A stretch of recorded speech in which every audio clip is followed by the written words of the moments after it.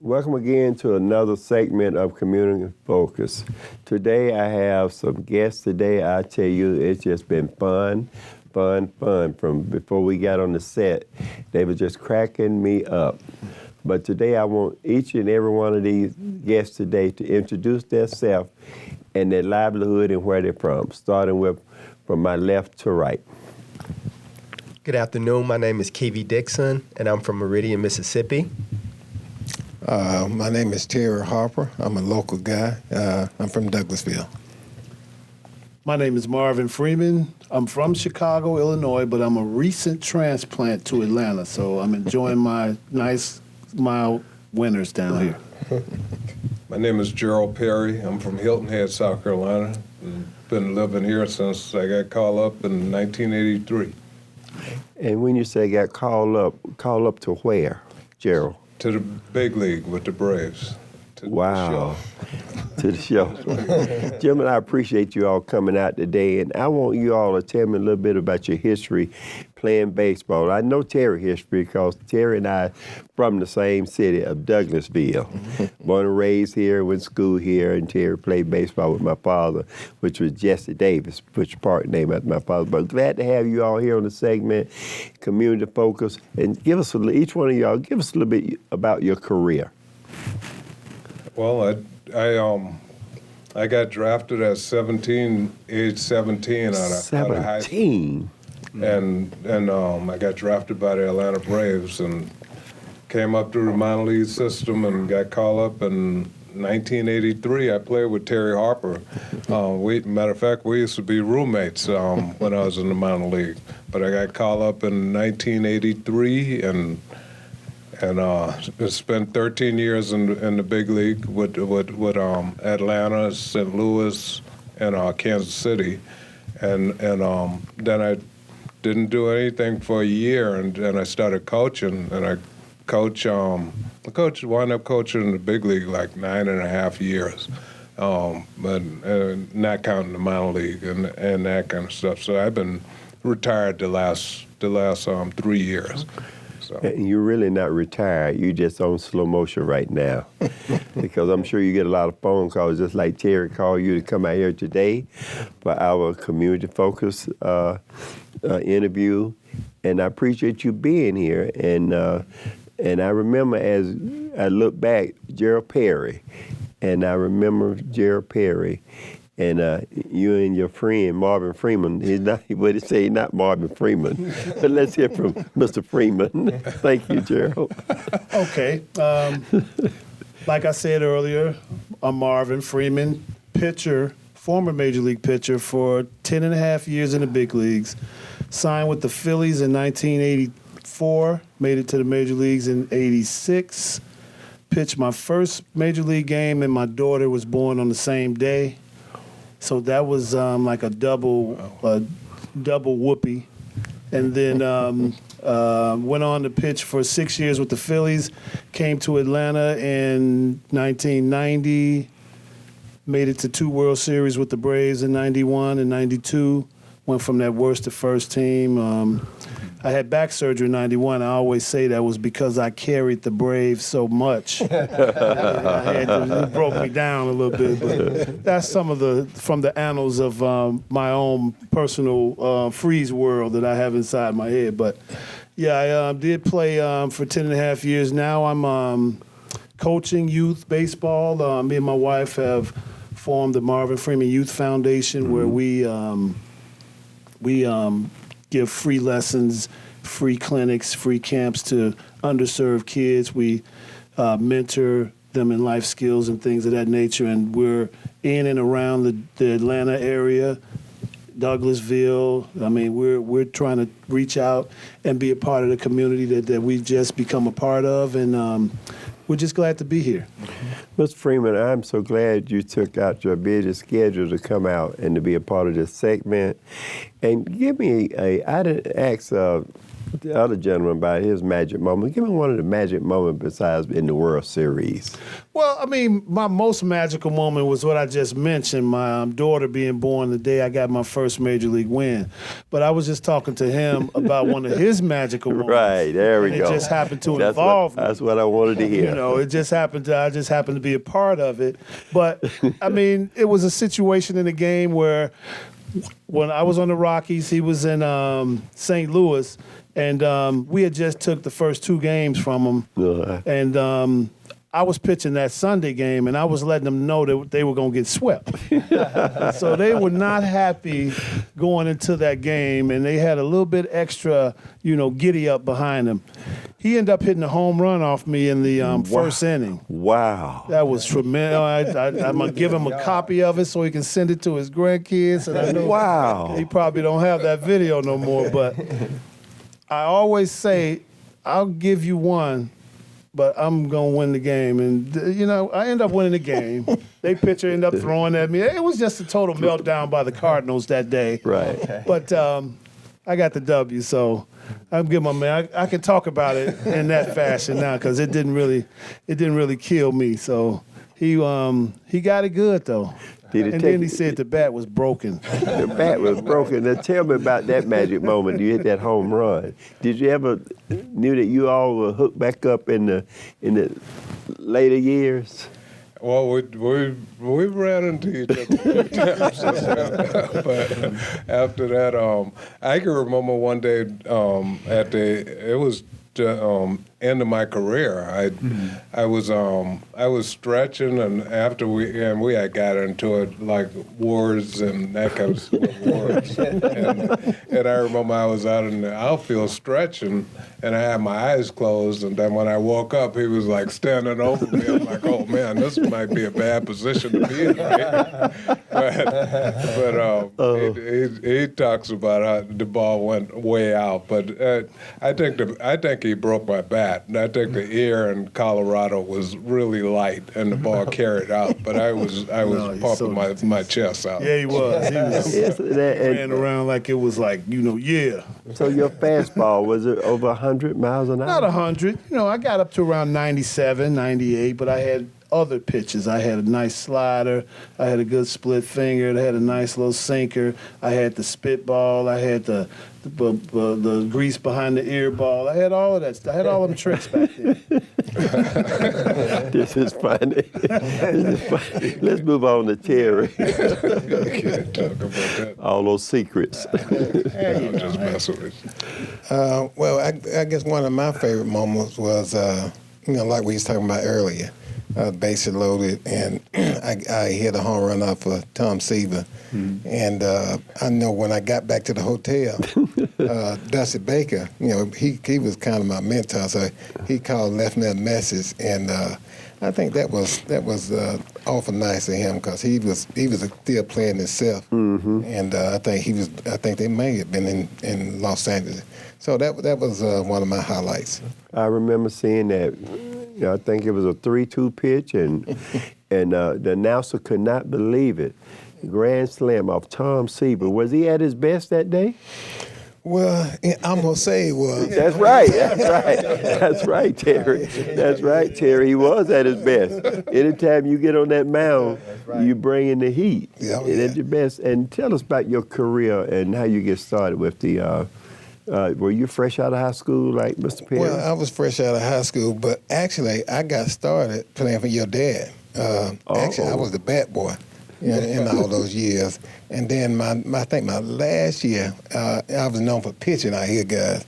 And I remember your dad came to the outfield and he asked me how was my arm. I said, I can go. So he brought me in.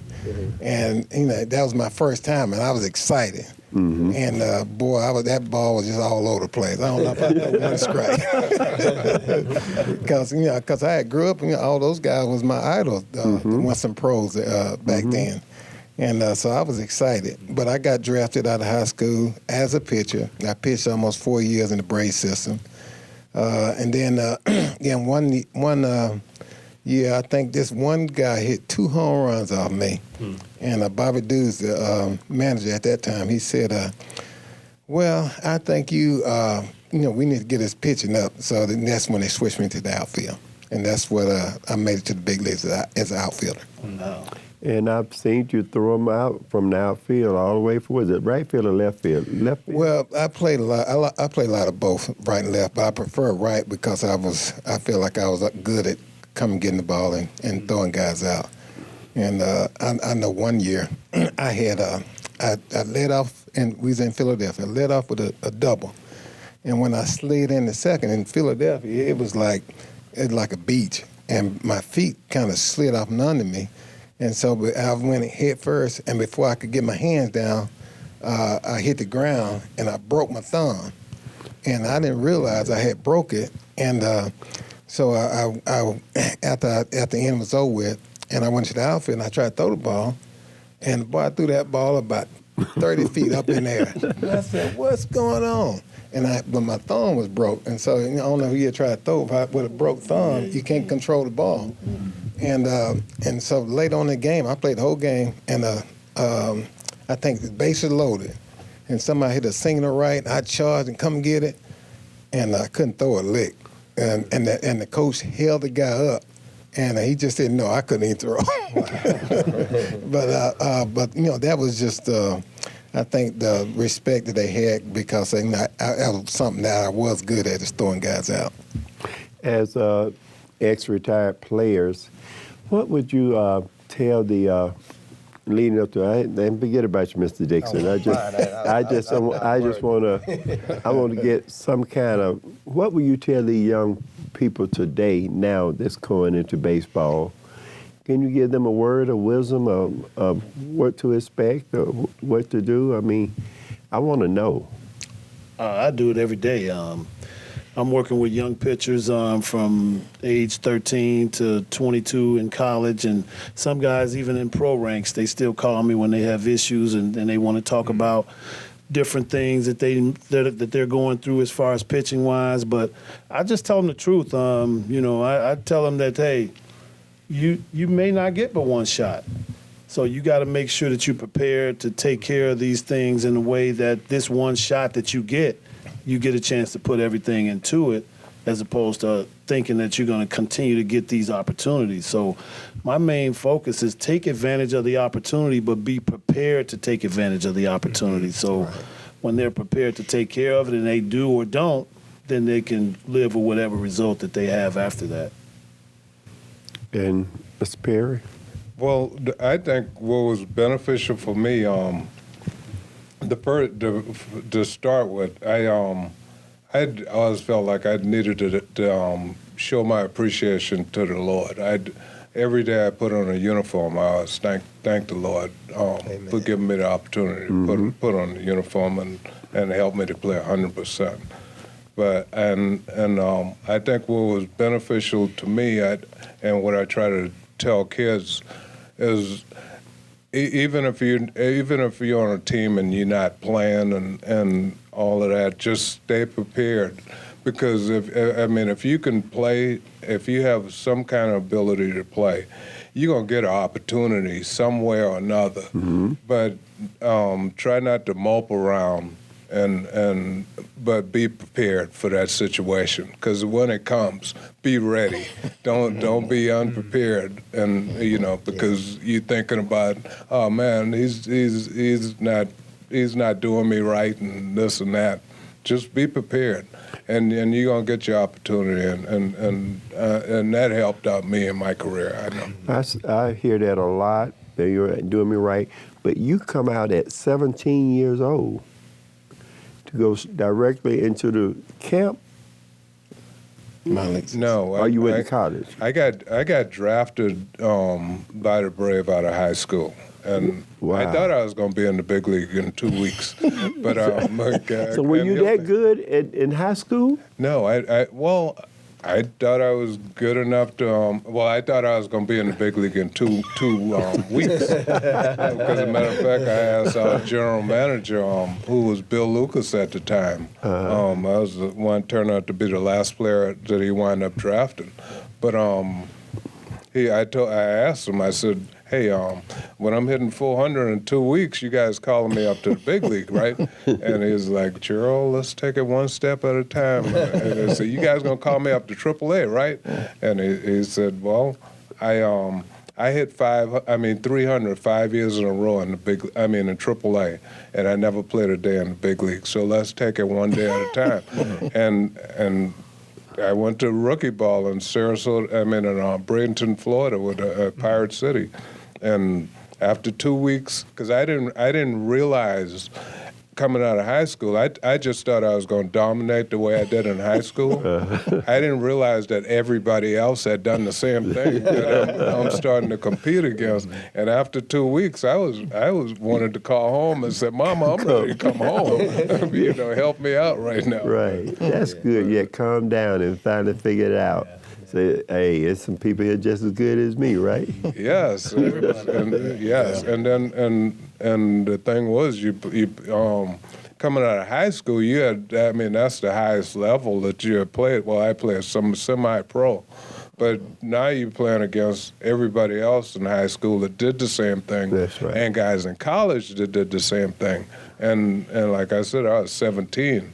And you're going up against 21 and 22-year-olds that's been dominating their whole life too. It was an adjustment, one that I didn't expect, but thank God I was able to make the adjustment. As a pitcher in high school, were you dominant? Yeah, I was pretty good. I got drafted out of high school too in the 9th round by the Montreal Expos. But I knew that I wasn't mature enough to be playing a sport for a living. Hadn't been away from Chicago at all. Knew if I'd have went and signed with a pro team that I'd probably be homesick and my concentration level probably wouldn't have been what it needed to be for me to advance. So I went to Jackson State University and signed after my 3rd year there in the 2nd round with the Phillies. And I was in the big leagues in a year and a half. But I knew that everybody that I was going to be going against was that dude wherever they were from. So everybody was good. Now it had to come down to, can you execute and can you make the pitches that needs to be made? And if you can, you're going to move up. If you can't, then you're not. And I saw a lot of guys that did it successfully, tried to learn from them. And I saw a lot of guys that failed and really tried to realize why they failed. So pitching is, is at every level. You have to be able to throw strikes, change speeds, and deceive the hitter. And I've been decent at that. And that's what I try and teach kids now, because everybody wants to throw 100 miles an hour. That's pretty much what the measuring stick is to get and almost get an opportunity to pitch now. And just trying to let guys know that there's definitely other ways to do it, and everybody doesn't have to have the exact same skill set. There's different ways of doing things and being successful. That's good. Terry? Well, I was drafted like Gerald out of high school at 17, and like I said, as a pitcher. What school did you go to? Douglas County High School. Okay, that's what I wanted to hear. Well, Douglas back County. then, Douglas County was the only one was out here. Yeah. But I pitched for 4 years in the Braves system. But Bill Lucas, he also told me, he's the Braves minor league director. He's also told me that if things didn't work out, me pitching, that he would try me in the outfield. And some of the coaches used to always tell me, when I was pitching, I threw good hitting speed. So they used to tell me that all the time. But so I switched over to the outfield, and I every time I get off to a good start, they would, I guess, because of my age, because at that time I guess I was about 20 going on 21. And even though I had been almost 4 years in the Braves system. Right. And but as soon as I got up to a good start, they would move me up to the next level. And then I struggle. And then I start picking up and start getting out there and move me out to the next level. And I know, but by the time I got to AAA, I wasn't playing that much, right?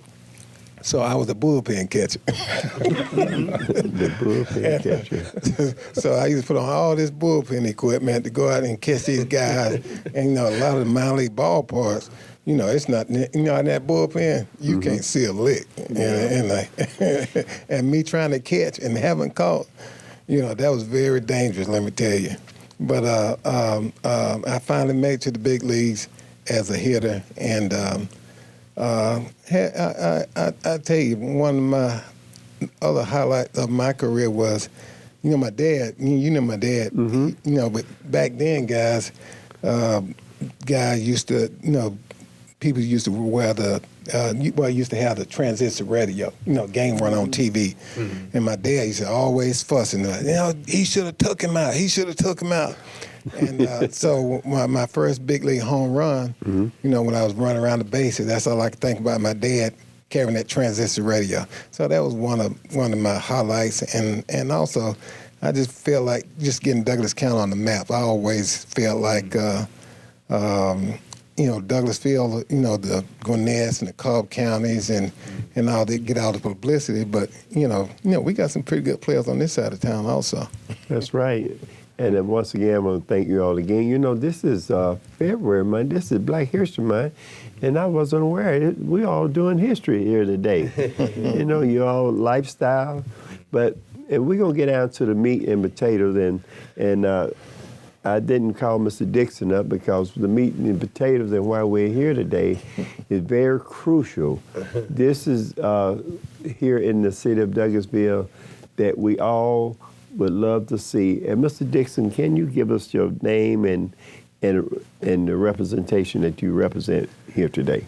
Yes, thank you. Thank you for having me. Also, it's an honor to be here with such great players I didn't know, and to hear all of these stories. So I feel a little slighted a little bit. But anyway, we're gonna move on. But my name is Kevy Dixon, and I am the not the president, not the CEO, but the CEO, the Chief Encouragement Officer for the Infinity Sports Connection, and it is a nonprofit that we put together, Mr. Harper and I and a few of our other team leaders to connect dots and connect cultures through education and sports. And we've had an amazing start with helping some young people from the Dominican Republic come over for a full week of baseball, educational things of such, and it's been pretty awesome so far. We've been meeting since May of last year, and like I said, we have a pretty solid group of team leaders to try to help us pull this together. Mr. Dixon, and what are the dates? So you're saying the Dominican Republic.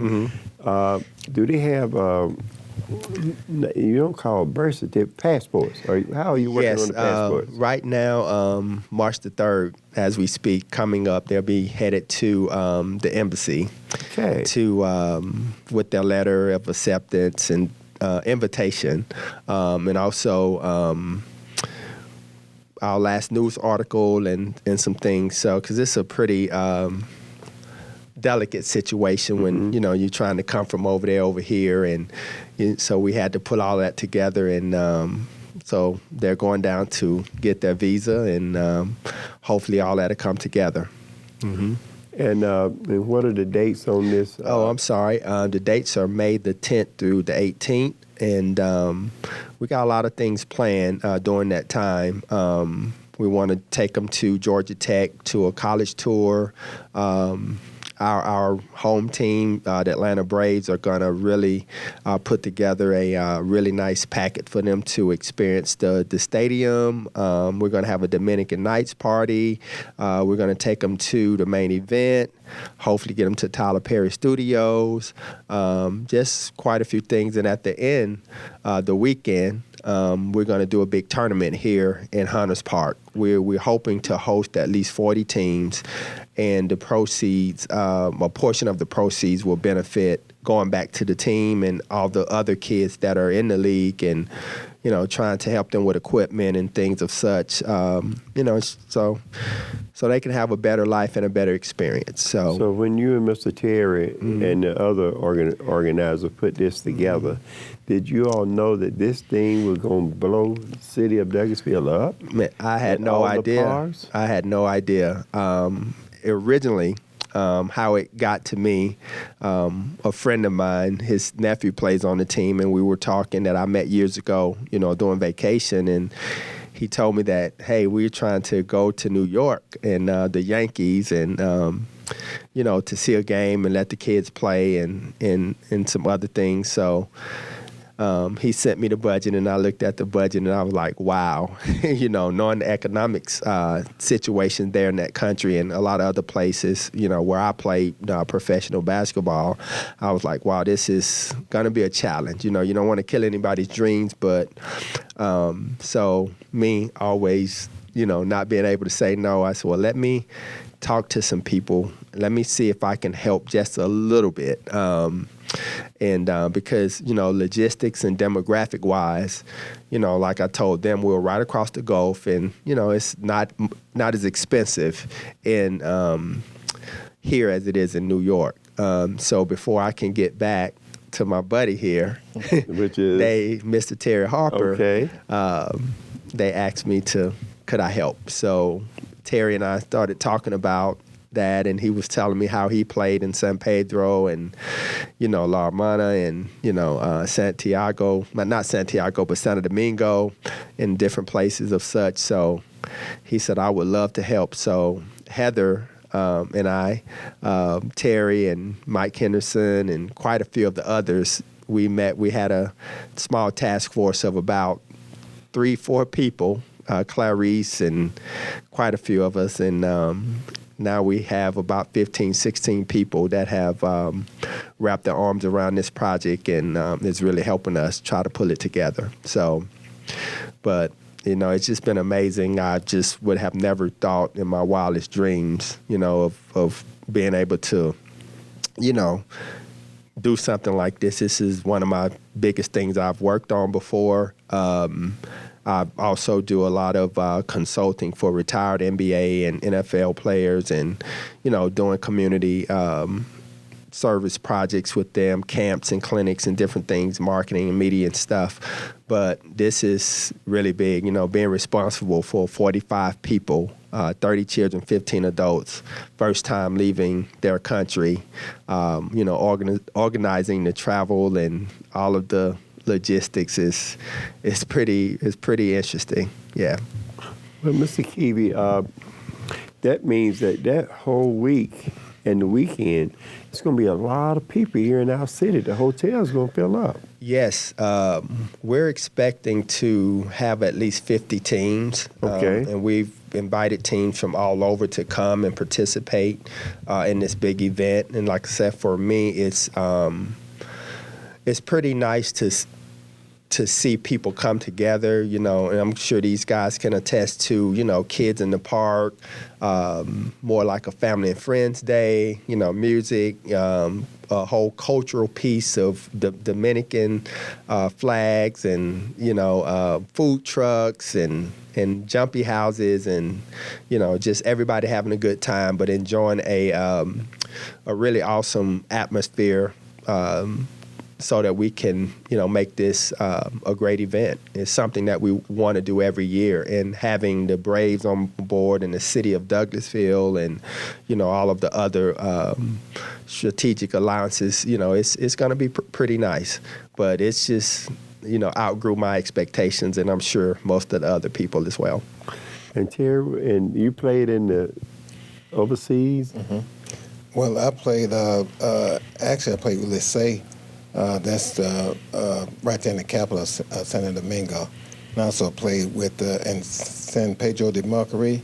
It's about 40 minutes, I guess it would be west of the capital. Mm-hmm. And when me and Keevy started talking, one thing led to another. I remember how those kids, baseball is, pretty much everything for those kids down there. Mm-hmm. And so I got excited myself because, I feel like it was a need, and I feel like we could, can fulfill those needs for those kids. And then the other thing is not only on the baseball side, but getting Georgia Tech on board where we can kind of expand some of the kids' vision versus, outside of baseball. So I just jumped on the idea because I just thought it was a great idea. I think it's a great idea, too, Mr. I'm sure you and Bob, you probably gonna have to slow some of them pitchers from down in the Dominican Republic. They said that them cats can pitch. Well, yeah, that's what I'm trying to teach some of our boys over here. So, a lot of times our kids aren't getting the same type of instruction. And you can see a big drop off in pitchers for African American kids in the big leagues anyway. And so that's partly because, when they're 12, 13, 14 years old, somebody throw them on the mound, it doesn't work out, then they're like, well, let me go, because this is hard. So I'm just really letting them know how hard it is, but at the same time trying to encourage and teach them that, it's a place for a pitcher on everybody's team. So, just hearing this is, my ears perked up. When I hear baseball and 40 teams and jumpy gyms and things going on in the park, that's my wheelhouse right there. And so it would be in Hunter, and would there be other parks here in the city, or the county, or just Hunter? Well, right now, primarily Hunter's Park. Hunter Park, Yeah, okay. and if it grows, if it exceeds our limit, then we're probably going to have to expand it to other parks. Wow, that's going to be huge. And how many teams that you're expecting, little league teams? Right now, anywhere from 40 to 50. And how many little league teams coming from Dominican Republic? We'll have 2 teams coming from there. 2 teams. Yes, 2 teams. And I'm sure they coming ready. Yep, they're ready. They actually sent a video a couple days ago, and I was watching it, and all I could hear was the gloves popping. I was like, these kids are ready. Serious, They and they're coming to play, and I'm sure that's part of their excitement and being able to come, to America to play a part and to see and experience everything that our kids, have to offer. So, and the name of the tournament is the Tournament of the Americas. It's pretty neat. We have the Dominican flag and we have the American flag. So, tried to bridge the gap with the cultural piece and, give it a little bit of a sizzle. So, so hopefully all goes well, and we're asking everyone to be a part of this. Come out and see the kids. It'll be more information, filtering out.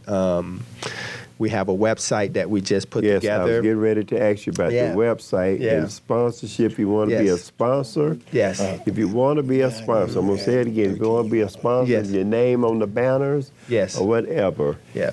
give us the website. And if suppose somebody want to donate toward this tournament, I mean, just want to be a part of it, donation and sponsorship.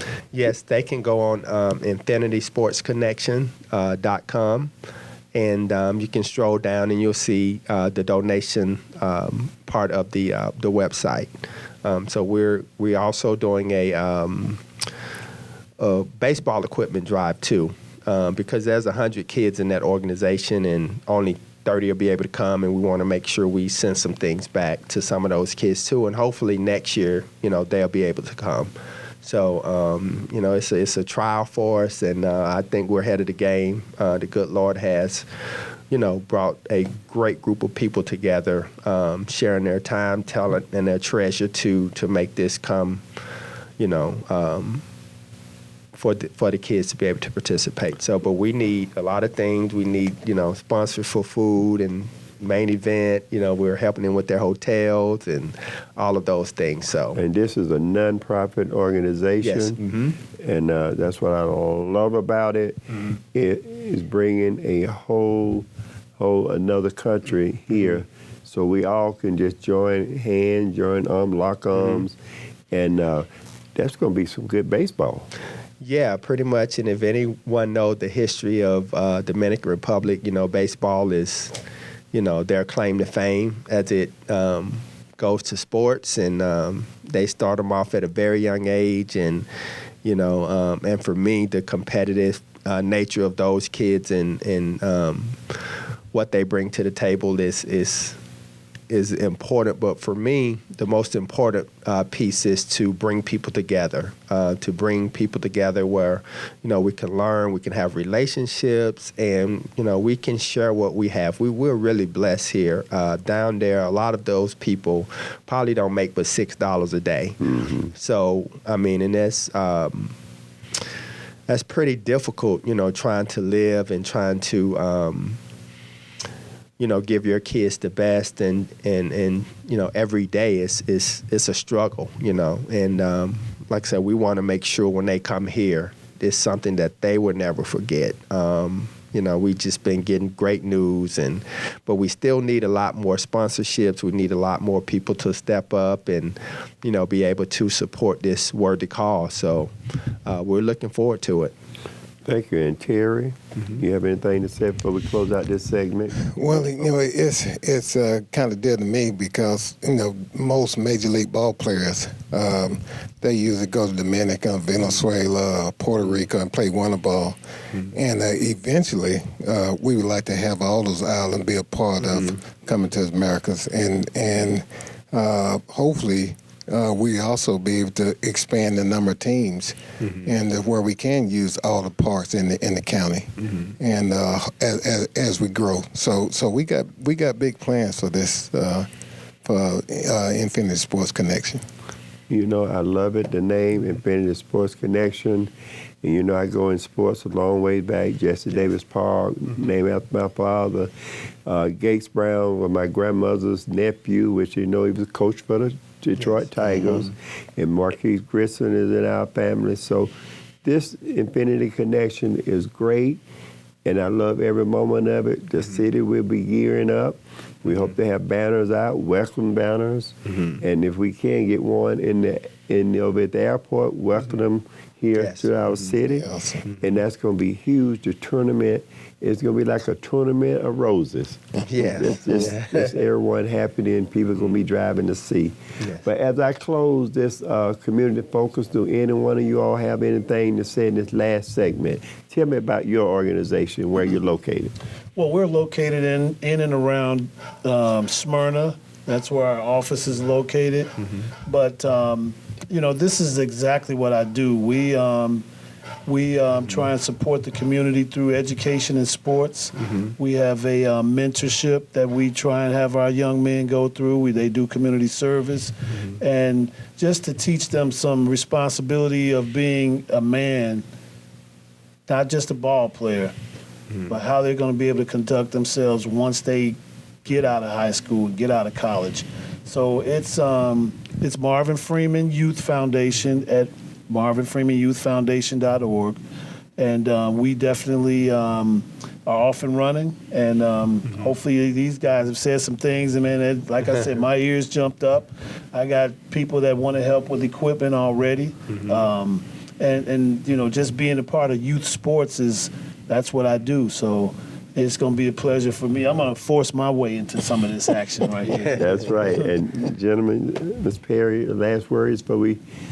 Yeah, well, I played, I think I played 6 years of winter baseball. I played 2 years in Colombia, and I played 4 years in Dominican Republic. And one thing that always stood out when just watching the love for baseball and especially Dominican Republic, it was second to none. Because I remember, driving by, and the kids, they would have like cardboard boxes, glove, and be out there with a stick and a ball, and but it was everywhere, and just the love for the game, and was playing. They played all the time. It was like it wasn't like you drive by like 7 o'clock at night or 8 o'clock in the morning, and it was going to be any different. It was always kids out there playing. So I noticed a love for the game and playing with guys, from Dominican and Republic, and coming up through the minor league and in the major league, and then that turned out to be I coach a lot of guys good. from Dominican Republic also, and a lot of them are still like really close friends. Like, okay, well, you know, because that's an adjustment that we have to make too with playing with each other and getting to know each other. Yes. And I'm like, man, we're all the same. We're just different. Exactly. I Yes. mean, well, everybody says I speak different than these guys. But we just speak different. Yeah. We're the same people, and we should be fighting for the same thing. Yeah. So, Awesome. that's my memorable moment. Well, gentlemen, as we close this segment of Community Focus, I appreciate each and every one of you all for coming out today. Yes. It's a beautiful Thanks for day. having We us. didn't have any rain. And I tell you, what's the date of the Little League tournament? May 15th through the 17th. And that's all week long. So when will they arrive? They will arrive on the 10th of May. Yes. The 10th, May 10th. Yes, Mother's Day Sunday. Mother's Day Sunday, so Yes. they'll be coming in. Yes, and we'll be ready for them. Okay, Yes. and hopefully we can have a welcome committee to welcome to Yes. whatever hotel that they're staying. And maybe hopefully we can do more while they're here. Yes. And I'm sure a lot of people are going to be coming through just to see how they play ball. I Yes. tell you now, I'm excited. I'll be out there all weekend, probably everywhere you all go. Okay. And because I want to be a big part of this city event here in our city. And thank everyone, all you listening and all your TV networks and all. Yep. Send this to your friend, text a friend, let them know that coming May 10th, I'm going to say it one more time, May 10th Yes. is the big week for the Little League tournament here in our city. If you got a team that wants to sign up, and who to call? Go on traininglegends.com. Yes. traininglegend.com, Yes. and bring your A game. Yes. Good evening to everyone. Thank you. Thank you. y'all, Thank you gentlemen. for having us. Thank you. As I come to a close today of the Community Focus, and I would like to bring on one of the most important parts about this organization, this sports. And what's the name of this organization? Infinity Sports Connection. Infinity Sports Connection. And today we're bringing in the CEO. And tell us your part of Infinity Sports Connection. I'm actually the Vice President of Operations, and I assist our team. We have an incredible board of individuals that are helping put this project together. And I help all the moving parts communicate with each other and make sure all of our tasks are completed in a timely manner to make sure we meet our deadlines and are able to ensure that the tournament will happen with the least possible risk and at the time that it's scheduled to be, which is May 10th. And we're really excited. We're so honored to have the backing of the city and everyone else, 17 individuals who have stood up and made a commitment to help see the project through. As the CEO and the Braves, with the Braves bringing all the kids in, they're going to give them a tour. I forgot to ask, are they going to give them it's going to be a ball game that day, right? Braves game. Yeah, there is a Braves game that day, and the Braves have stepped up and they've offered to have a mini clinic with the kids and give them a tour of the facility. And so we're really excited. I think the kids are really going to enjoy that outing and just to participate in another incredible baseball event while they're here. Well, Miss CEO of Operation, I appreciate you. I don't know how you handle all those guys, but it seems like you handle them very well. And I'll be there for everyone, and I'll be there the day the Braves have, all night, the Braves bring all the kids. I'm in. Well, we thank you for your support. Looking forward to seeing you that evening. And the best way to keep the guys on track is to give them tasks and just help them make sure they reach their goals. Thank you again. As we come to a close of Community Focus, hope to see you again. And we have the CEO of the operations. Thank you. Thank you.